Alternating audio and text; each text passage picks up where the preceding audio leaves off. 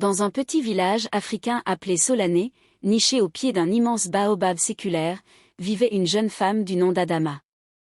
Connue pour sa beauté simple et sa voix mélodieuse, elle passait ses journées à chanter près de la rivière où elle puisait de l'eau pour sa famille.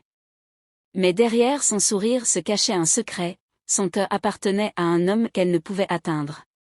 Makan, le fils d'un forgeron, était un homme humble, mais courageux. Chaque matin, on le trouvait près de l'enclume, martelant le fer rougeoyant, ses bras puissants brillant de sueur sous le soleil africain. Makan admirait Adama en secret, mais il savait qu'il n'était pas digne d'elle aux yeux de la famille de la jeune femme, car son statut social ne correspondait pas aux attentes des anciens. Un soir, alors que le village était plongé dans le silence, Adama, curieuse et attirée par les rumeurs de la force et de la gentillesse de Makan, osa s'aventurer jusqu'à la forge. Sous la lumière vacillante de la lune, leurs regards se croisèrent pour la première fois.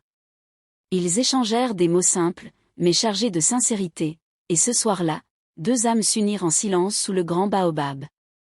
Leurs rencontres secrètes se multiplièrent, cachées des regards des anciens et des règles strictes du village.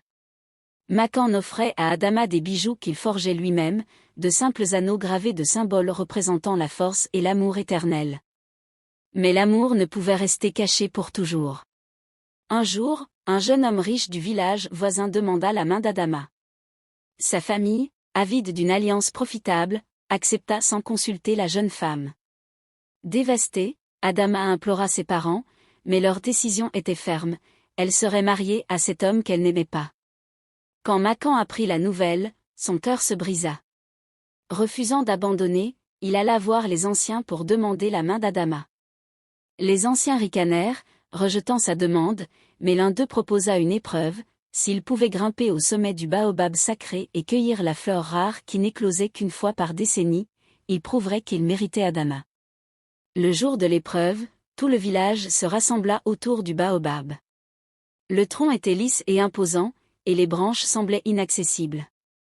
Makan, motivé par son amour, s'élança. Ses mains se déchiraient contre l'écorce, et ses pieds glissaient, mais il continuait. Chaque fois qu'il tombait, il levait les yeux vers Adama, dont le regard rempli de larmes lui donnait la force de continuer. Après des heures d'efforts, Makan atteignit enfin la fleur, petite et fragile, mais éclatante de lumière. Quand il redescendit, le silence envahit la foule. Les anciens, impressionnés par sa détermination, n'eurent d'autre choix que de reconnaître la profondeur de son amour. Makan et Adama furent unis sous le baobab, leur amour béni par les anciens et le village. La fleur qu'il avait cueillie fut plantée au pied de l'arbre, et chaque année, elles fleurissent.